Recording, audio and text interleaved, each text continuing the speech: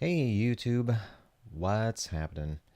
So a few people asked me to make a comparison video that would compare the original Sony A7S versus the new Sony A7 III, and they wanted to see the differences in the HD quality and not necessarily the 4K, because I know that a lot of people are still filming in HD, haven't really seen a need to film in 4K.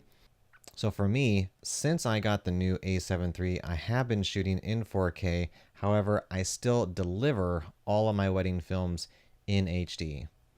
So having had the original A7S for many years and filmed in HD for many years, I've always loved the quality of it. It does fantastic HD. And when I got the new A7 III, I mostly shoot in 4K. However, I have shot a few segments just in HD, and I have not been disappointed by the HD in the A7 III, but I haven't actually compared the two side by side. So that is what we're going to do today. And just looking at the two left and right, you can see the colors do look a little bit different, of course, but as far as the picture quality goes, I think they both look pretty darn good. I filmed this with my Rokinon 50mm f1.4, and I put the f-stop at 5.6 just so I can get it nice and sharp so we could see just how sharp the HD quality is and not have to rely necessarily on having a soft lens. But again, looking at these two, they both look pretty darn good to me. However, when you do blow them up to 300%, I think you can clearly see that the A7S on the left does look better in HD than the A7 III. I don't know if you can necessarily say that you're getting more detail, but definitely the lines are smoother. On the A7 III, you do get a lot of that stepping, especially when you're looking at the lines there on Spider-Man's face. You're looking at the webbing lines. There's a lot more steps and jags to those lines on the right, and you're just not getting that on the A7S. So these are the exact same settings. The picture profile is off on both of them, but again, I think that the A7S does look better when you magnify it over the A7 III. So just for comparison, this is both the A7 III, and you've got the 4K on the right, HD on the left. So if you are going to shoot in this camera, I would say definitely shoot the 4K. The detail is much, much better. You are getting a much better image out of the 4K than you will in the HD. Even if you don't deliver in 4K, again, the file sizes are not that much bigger. They're still pretty compressed. And you can get away with, a 128 gig card filming a wedding all day and still have room to spare. At least that's been the case in the weddings that I shoot. So I still shoot in 4K because, again, you are getting some great quality image there. However, the next thing that I wanted to do was hook up my Blackmagic Video Assist to the A7 III, and I wanted to see whether or not if I was recording in ProRes, if that would help the HD quality.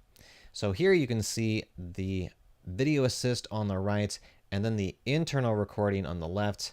Sadly, I don't see a difference in the quality. So the bitrate filming in ProRes on the right and the internal XAVCS on the left didn't help.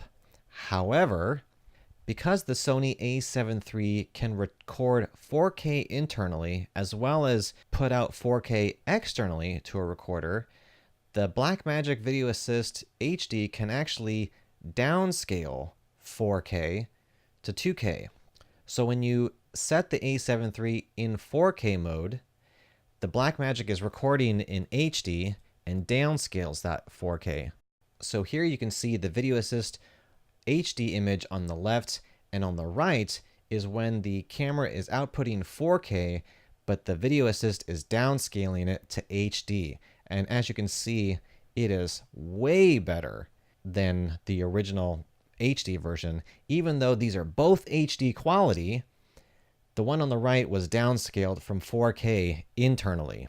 And when you compare them side by side to the actual 4K image that you record internally in the camera versus the HD version that it's recording externally, side by side, they look very, very similar. The 4K image that's downscaled and recorded in HD that you're seeing on the right looks hands down better than just the regular HD image. So you are getting a vast increase in the quality of your HD if you're recording in 4K internally in the camera, but then your external recorder is downscaling it from 4K down to 2K. So now that I've done these comparisons, personally, I think this is the setup that I'm going to stick with. I think I'm going to continue using my Blackmagic Video Assist HD version. I'm going to keep recording in 4K internally to the camera while the Blackmagic is downscaling that image to give me a fantastic HD. And again, this is also ProRes 422 downscaled from 4K down to HD, and I think that the image looks fantastic. Again, switching back to what the HD looks like internally on the left versus the downscaled version on the right, you are getting a huge increase in quality.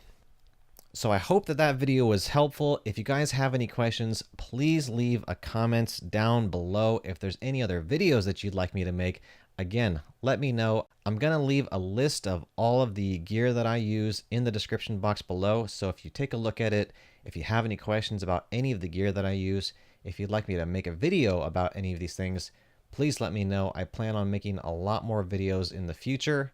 So please subscribe. And again, thanks for watching.